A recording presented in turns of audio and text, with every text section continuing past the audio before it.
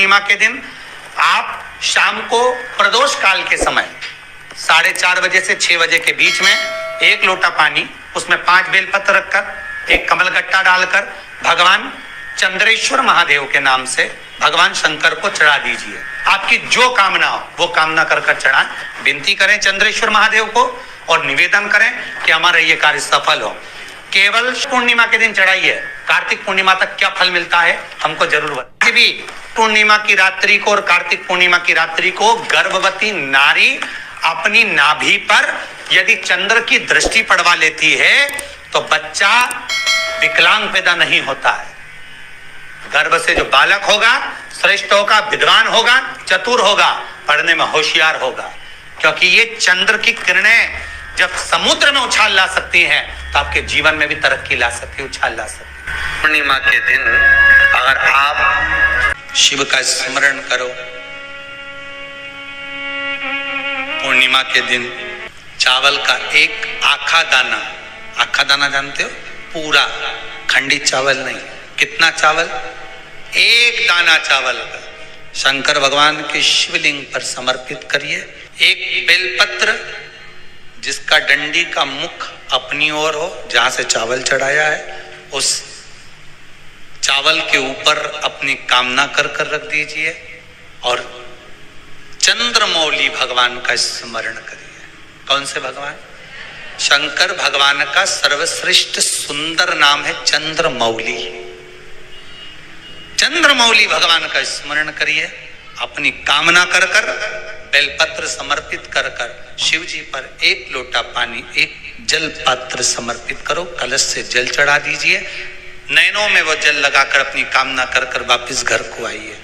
अगली पूर्णिमा आएगी, जो कामना करी है मेरा चंद्रमौली भोलेनाथ उसे पूर्ण कर ही देगा। आप सभी को सुंदर पूर्णिमा की बहुत बहुत बधाई हो। बाबा विश्वनाथ की कृपा आप पर सदा बनी रहे।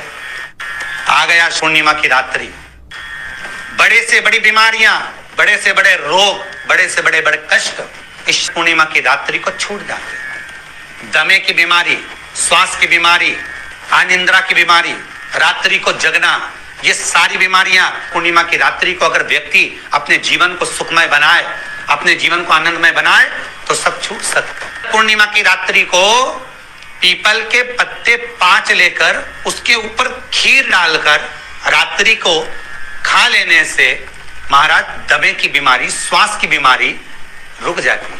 वो बीमारी बढ़ती नहीं है, उससे कष्ट नहीं होता। जिन बच्चों के नेत्र कमजोर होते हैं, रोशनी कमजोर होती है, पूर्णिमा के दिन रात्रि को 12 बजे भगवान चंद्रदेव का दर्शन कराइए।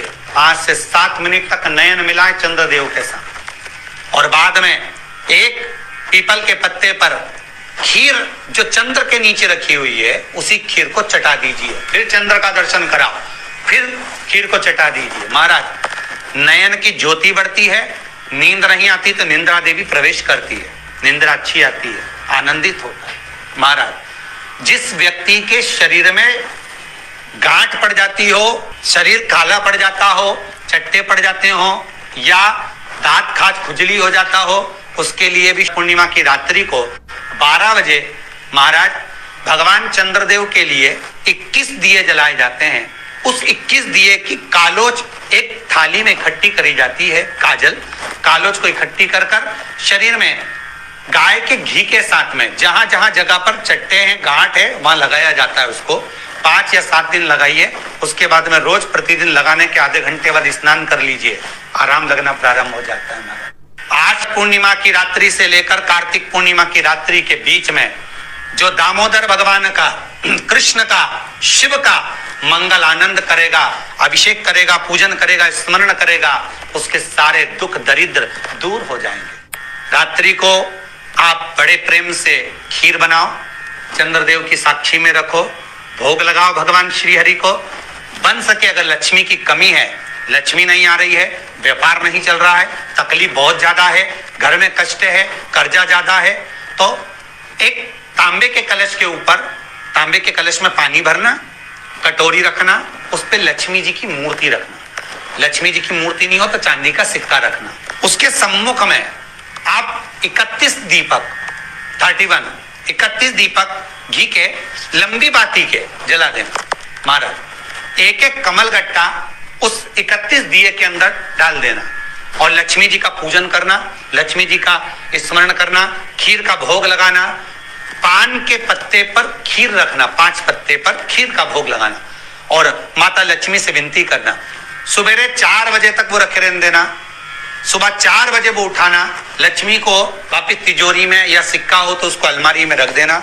जो खीर बनी है वो प्रसाद के रूप में सुबह 8 बजे, 10 बजे, 9 बजे जब खाना हो प्रेम से पाना।